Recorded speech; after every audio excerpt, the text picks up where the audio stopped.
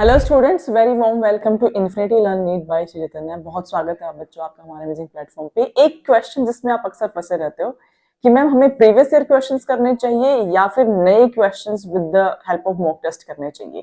तो बच्चों मैं आपको दोनों की इंपॉर्टेंस अलग अलग से समझाती हूँ ताकि आप एक डिसीजन मेकिंग पे आ पाओ।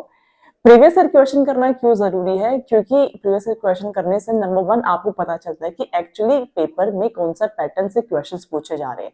देखिए, कॉन्सेप्ट पढ़ने के बाद उस कॉन्सेप्ट के रिलेशन में एग्जामिनर किसी भी टाइप के क्वेश्चंस को पूछ सकता है। वो मैच द कॉलम में डाल सकता है, वो उसको स्टेटमेंट बेस में डाल सकता है, एआर बेस में डाल सकता है। तो बेसिकली आपको ये देखना है कि मैं ये उस कॉन्सेप्ट का जो क्वेश्चन है वो किस टाइप से पूछा जा रहा है। ये अंडरस्टैंडिंग आपको पीवाई क्यू सॉल्व करने के बाद ही मिलेगी। नंबर टू, जब आप पीवाई क्यू सॉल्व करते हैं तो आपको चैप्टर वाइज कुछ ऐसे कॉन्सेप्ट्स निकल के आ जाते हैं कि इस कॉन्सेप्ट से हर साल बार बार क्वेश्चन पूछा जा रहा है, विच मीन्स इस पर्टिकुलर चैप्टर का ये टॉपिक बहुत ज्यादा इंपॉर्टेंट है। ये आपको तभी पता चलेगा जब आप लास्ट के 10 साल के पेपर्स को सॉल्व करेंगे। अगर आपने ऐसे कॉन्सेप्ट्स निकाल लिए चैप्टर वाइज तो आप देखना आप आधे से ज्यादा पेपर तो बहुत ही आसानी से सॉल्व कर पाएंगे। एंड तीसरा जो बेनिफिट ये है कि जब आप पीवाईक्यूज को सॉल्व करते हैं टाइम मैनेजमेंट के साथ में, एक टाइम घड़ी लगा करके कि हाँ मेरे को इस क्वेश्चन में इतना ही टाइम स्पेंड करना है, तो एक कॉन्फिडेंस भी आपका बूस्ट होता है कि हाँ मैं क्वेश्चंस भी सॉल्व कर पा रहा हूँ, ये सेम क्वेश्चंस मेरे एग्जाम में आए हुए हैं, इसका मतलब इस टाइप ऑफ क्वेश्चन करने के लिए मैं रेडी हो चुका हूँ। तो ये तीन चीजों के लिए आपको पीवाईक्यू करना चाहिए।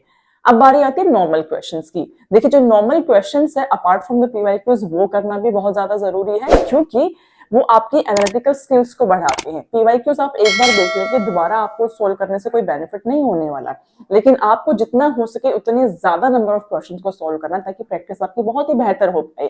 इसीलिए हमें हमेशा नंबर वन, जब भी कोई कॉन्सेप्ट पढ़ते हैं उसके बाद क्वेश्चन को सोल्व करना चाहिए। नंबर टू, चैप्टर फिनिश होते के साथ उसके बाद कुछ नए क्वेश्चन को सोल्व करना चाहिए। एंड नंबर थ्री, जब पूरा सब्जेक्ट मेरा तैयार हो चुका है उसके बाद भी मुझे क्वेश्चन को सोल्व करना चाहिए।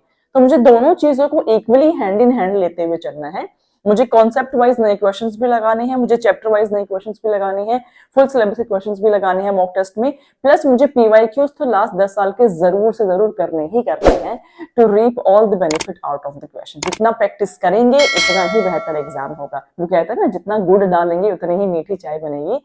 सिमिलरली जितना ज्यादा नंबर ऑफ क्वेश्चंस आप प्रैक्टिस करेंगे पर चैप्टर के, उतना ही अच्छा वो चैप्टर का कॉन्सेप्ट भी स्ट्रेंथन होगा, प्लस आपके अंदर वो अंडरस्टैंडिंग भी डेवलप होगी कैसे मैं कम समय में इस क्वेश्चन को भी सोल्व कर पाऊं। Stay tuned everyone.